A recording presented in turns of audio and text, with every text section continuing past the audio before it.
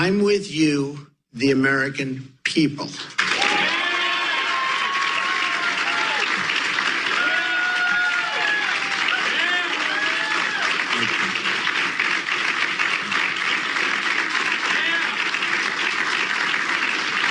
That's great. It's not about this individual. That's what we keep seeing. It's her sense of entitlement. He got that exactly right. He goes on. I know it's all about you. I know it's all about making America great again for all Americans. All Americans.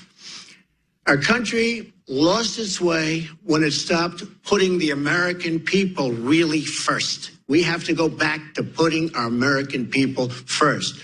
We got here because we switched from a policy of Americanism, focusing on what's good for America's middle class, to a policy of globalism, focusing on how to make money for large corporations who can move their wealth and workers to foreign countries, all to the detriment of the American worker and the American economy itself.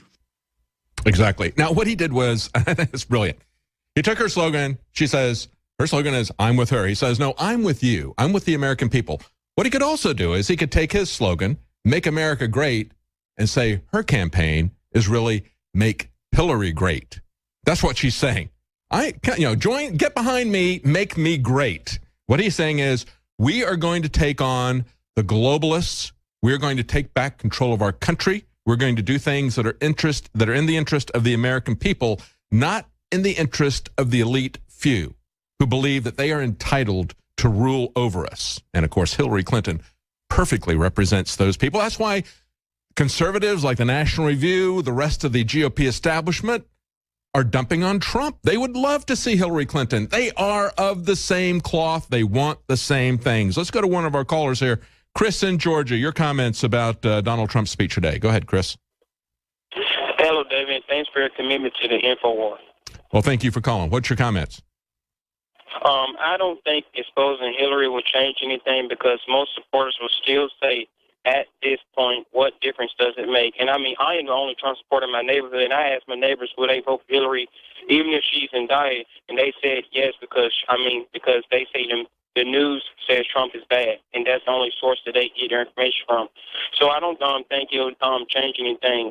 But I think the ultimate way to get something changed is advertisement. If he gets his stuff on the TV, I think that would be the ultimate weapon towards Hillary Clinton. Well, that's interesting. The narrative, it's interesting that you bring that up because I was going to talk about that. For the last several days, we've seen this continuous narrative from the mainstream media. Trump just isn't a serious candidate because he doesn't have all this money. Think about it. We've heard for the longest time from these very people, we've got to get money out of politics. It's corrupting the political process. George W. Bush bought the election, and it's true. It's true.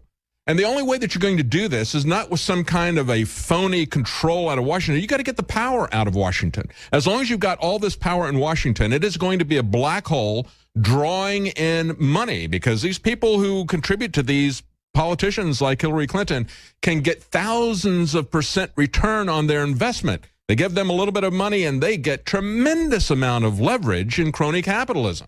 We just talked last night about this massive new rail system that is being rammed down the throats of people in rural Texas going between Dallas and Houston. I mean, it is a prime example. It's the next level of crony capitalism. They keep taking it bigger and bigger with a Japanese company. But I think nobody gives Donald Trump credit for what he was able to do in the primaries. Certainly he is raising money now, and I think that's important. It is an information war. Stay with us. We're going to come back, take more of your calls. We'll be right back.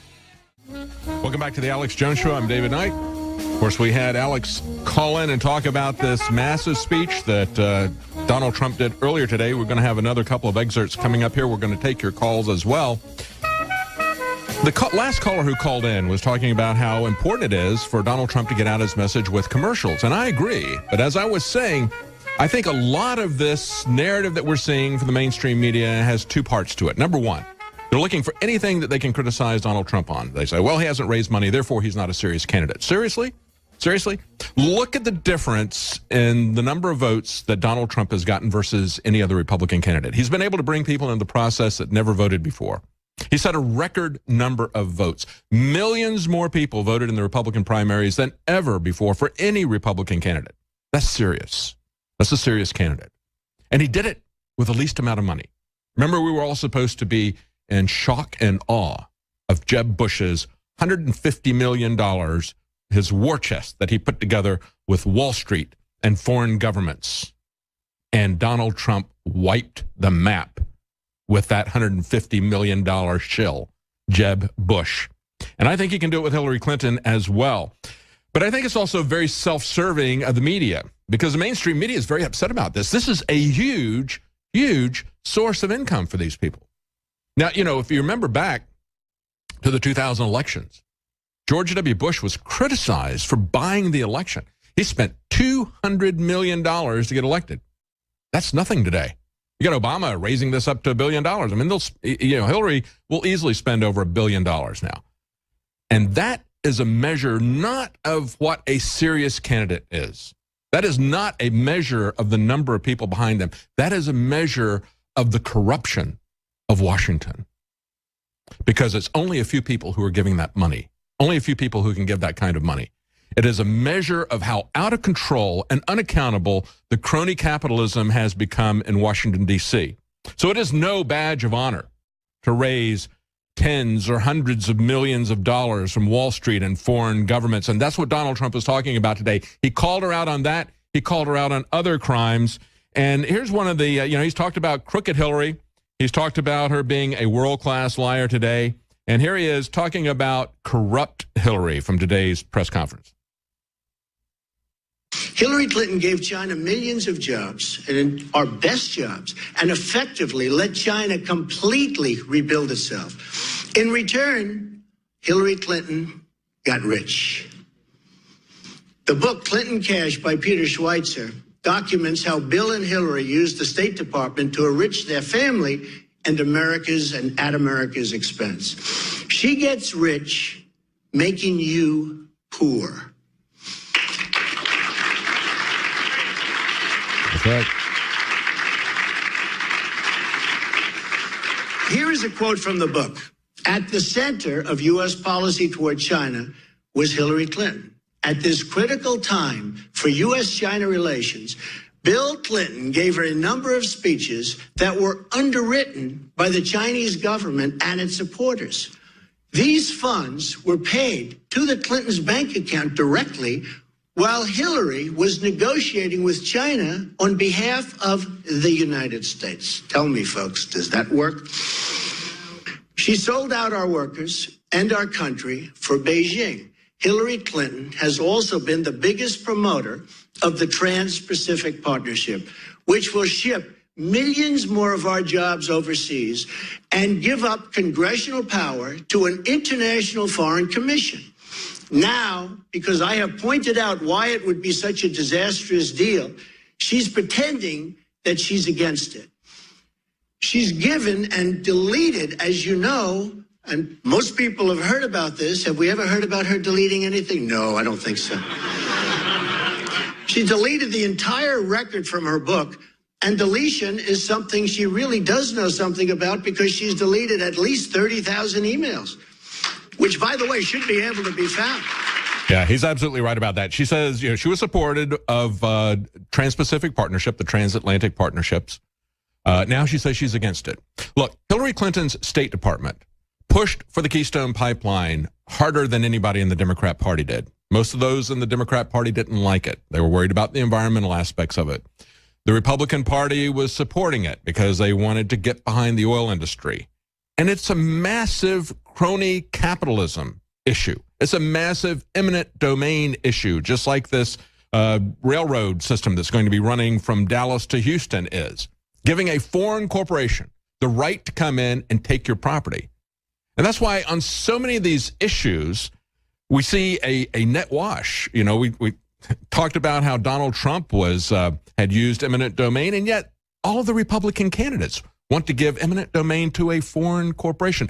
But what's important, where the real difference is that he understands that the Trans-Pacific Partnership is going to destroy our sovereignty and it is going to destroy our prosperity. And we know that she's for this. We know that the Castro brothers, one of them that's being touted as one of the front runners for her VP choices, his brother is touring Vietnam with Obama a week or two ago and pushing the Trans-Pacific Partnership. There's absolutely no doubt that Hillary is going to push this through, these globalist trade partnerships. There's absolutely no doubt that she's going to push that through, and he was absolutely right to oppose her on it. It is a key difference. This election, again, is about globalism versus nationalism. And whether or not you agree with Donald Trump on the individual liberty issues, there isn't a difference between him and the Democrats or anybody else that's running on the Republican side.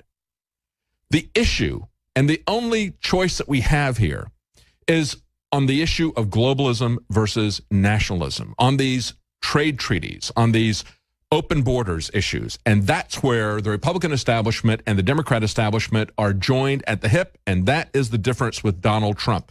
That is the key issue. Let's talk to Rich in New Jersey. Rich, your comments. Hey, David, how you doing? I just had a question for you. I want to see if this is a viable thing. I know in the 40s, UBC Bank, which was the Prescott Bush and Herbert Walker were investing money for a guy named Thyssen, and they broke that bank up under the Doing Business with the Enemy Act. Now, if Saudi Arabia, since the war on terrorism is a war, if they're convicted or seen to be the ones jockeying 9/11, wouldn't it be possible to seize Hillary Clinton's finances and all her money based on the same principle? If we were a just country, yes, of course it would be. The question is Hillary even going to be indicted by our government? That's a true issue. I mean, you're talking about breaking banks up. We've seen UBC and HSBC convicted repeatedly for money laundering of drug cartels and terrorists. They even gave the Sinaloa cartel. You know, everybody talked about El Chapo escaping and everything. Well, HSBC gave him his own personal window where they laundered money for him. What did they get? They got a slap on the wrist. Nothing happened to them. And it was the Obama administration said, hey, they're too big to jail. Remember Eric Holder saying that essentially? That was the summary of what he had to say, and it's absolutely true. That was their attitude. It doesn't do any good for us to lock up any of these bankers, and we don't want to revoke their charter. They wouldn't do anything to the people that were rigging the LIBOR exchange, the London interbank rates that everybody's home mortgage rates, especially if you got a variable rate mortgage. It's all based on the LIBOR exchange. These people were making billions rigging this market. So we've got all these bankers who are caught in all this criminal operation, and they keep getting away with it. So I think the most that we're going to be able to hope for out of this is an indictment of Hillary Clinton. I don't think we're going to get a conviction, and I don't think an indictment is going to make any difference to the people who support her. As the earlier caller said, he said, I talked to people about Hillary Clinton, and they don't really care. They don't really care that she violated the religion of the police state, national security. I mean, this is a person who committed sacrilege. It's like, slaughtering a child on the altar or something, what she did with the emails. And yet she's going to get a pass. And they have to do, they're taking all of our freedoms for this national security state, and yet they're going to give Hillary Clinton a pass. So I don't really think they're going to do anything about it. Do you? No, when you put it that way, unfortunately, I think you're right. It just seems we've fallen so far. But that would be it would be, if this was the country that it's supposed to be, we would be able to do that, because if you have the Saudis bragging how much money they gave her, it's clearly out in the open too. It's just amazing. It's just amazing. Well, I honestly think that this is going to be a key election because there's a lot in it. Hillary Clinton is the kind of person who is going to take reprisals against Donald Trump. You can bet on it. And he's not afraid to personally attack her, as we saw today. We knew this was going to happen. We knew that Donald Trump was not going to pull any punches like these other politicians did. And he has called these people on their globalist schemes, and he has exposed it. I mean, he's talked about the issues with vaccines and autism. He's talked about a lot of these different issues that other people wouldn't talk about. He talked about the 28 pages. We had people who were on the official conspiracy theory group, the 9/11 Commission. They talked about Saudi Arabia's connection in the original report that they put together. And yet you had these, it got redacted, and you got these people who were head of the Senate Intelligence Committee who for 15 years are trying to get this exposed. They couldn't get any traction on it at all until Donald Trump brought it up. So he's going to come out, and he's going to come out and not hold back on any of this stuff. And so I think it's very clear that if Donald Trump wins the election, there will probably be a criminal